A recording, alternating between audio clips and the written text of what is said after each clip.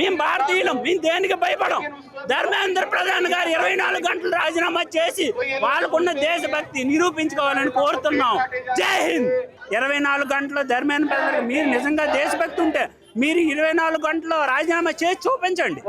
భారత మాతకి జై, మేము అనగలం జై హింద్ అని అంటాం. కానీ మాకు అర్జెంటుగా 24 గంటలు ఈ దేశానికి యూత్ ఎంతో ఆదర్శం. వాళ్ళనే మీరు డిప్రెషన్లో గురి చేస్తున్నారు. ఇది ఇంకోటి, సుప్రీంకోర్టు జడ్జి గారు కూడా చెప్తున్నాను, ఈ విషయం మీరు సుమోటోగా ఎందుకు తీసుకోవట్లేదు? ఎన్నో కేసులు సుమోటోగా తీసుకున్నారు. మీకు రాజ్యాంగం అవకాశం కల్పించుకుంది కదా, మీరు ఎందుకు చేయలేకపోతున్నారు? మీరు దేనికి భయపడుతున్నారు? మేము భారతీయులం, మేము దేనికి భయపడం.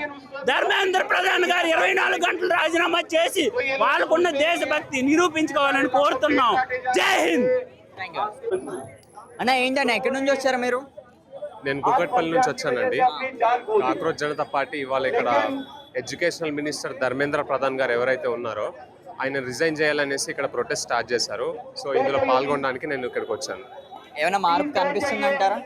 మార్పు డెఫినెట్ గా కనిపిస్తుందండి. ఎందుకంటే కాక్రోచ్ జనతా పార్టీ అనేది ఒక సెటైరికల్ పార్టీగా స్టార్ట్ అయ్యి ఇవాళ గ్రౌండ్ లెవెల్లో దేశంలో ఉన్న సమస్యల గురించి పోరాడడానికి గ్రౌండ్ లెవెల్కి వచ్చి మరి పోరాడుతున్నారు.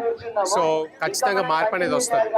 ఎందుకంటే ఢిల్లీలో స్టార్ట్ అయిన ప్రొటెస్ట్లు పూణే, అట్లాగే అమృత్సర్, ఇప్పుడు ఇవాళ బెంగళూరులో కూడా జరుగుతుంది. సో ప్రతి చోట ఇట్లా ప్రొటెస్ట్ జరుగుతున్న కొద్దీ గవర్నమెంట్ కూడా అర్థమవుతుంది, people are not satisfied with the government.